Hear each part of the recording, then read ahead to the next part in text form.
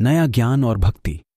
Channel की सारी कहानियां आपके लिए बहुत ही दिलचस्प होंगी, क्योंकि इन कहानियों को हमने खास तौर पर आपके लिए ही तैयार किया है।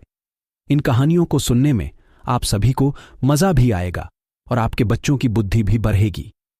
तो देर ना करते हुए चलिए कहानी में आगे बढ़ते हैं।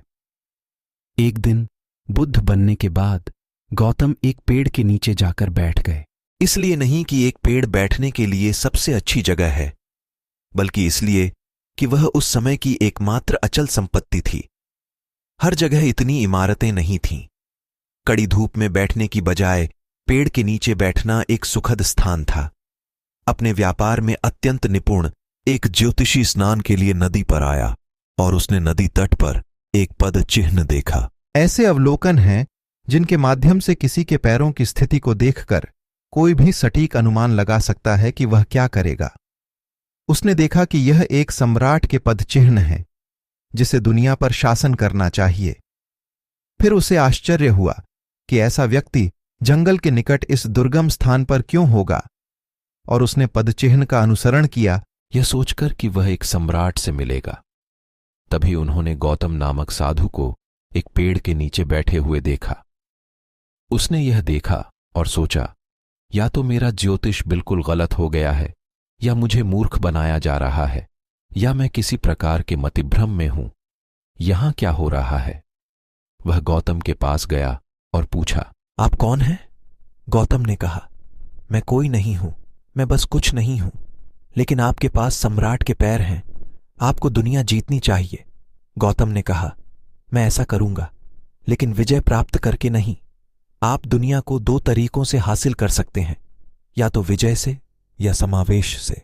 दोनों ही तरीकों से कोई ना कोई चीज आपकी हो जाती है। लेकिन यदि आप विजय प्राप्त करके आगे बढ़ते हैं तो यह हमेशा आपकी गर्दन में दर्द रहेगा। यदि आप शामिल कर लें तो यह जीवन का बहुत बड़ा संवर्धन बन जाएगा। उन्होंने कहा, मैं दुनिया का सम्राट हूं। ज्योतिषी ने कहा, आप साधु हैं, आपके पास कुछ भी नहीं है। मेरे पास कुछ भी नहीं है और मैं कुछ भी नहीं हूं, इसलिए सब कुछ मेरा है। कुछ नहीं होने का मतलब यह नहीं है कि आप किसी काम के नहीं हैं। जब आप कुछ नहीं हैं तो इसका मतलब है कि आप सर्वसमावेशी हो गए हैं। यदि आप कुछ हैं तो इसका मतलब है कि आप केवल वही हो सकते हैं। यदि आप कुछ नहीं हैं तो आप जैसे चाहें वैसे हो सकते हैं। यह ज्योतिषी बैठ गया और बोला, आप साधु हैं, आपके पास कुछ भी नहीं है। ऊपर से आप कहते हैं मैं कुछ भी नहीं हूं और सब कुछ मेरा है। यह क्या है? गौतम ने कहा, तुम आओ, मेरे पास तुम्हारे लिए एक रास्ता है। तुम जीवन की भविष्यवाणियां करने में व्यस्त हो, मेरे पास एक योजना है। आप जीवन के बारे में भविष्यवाणियां करते हैं क्योंकि आप योजना बनाने में असमर्थ हैं। यही कारण है कि आप भविष्यवाणियों पर निर्भर रहते हैं। यदि आप एक योजना बनाने और उसे क्रियान्वित करने में सक्षम हैं, तो आप भविष्यवाणियों पर निर्भर नहीं रहेंगे।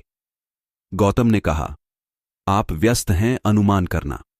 मैं यहां हूं, मेरे पास एक योजना है। आओ, मेरी योजना का हिस्सा बनो, हम कुछ और करेंगे। कहानी पूरा सुनने के लिए धन्यवाद।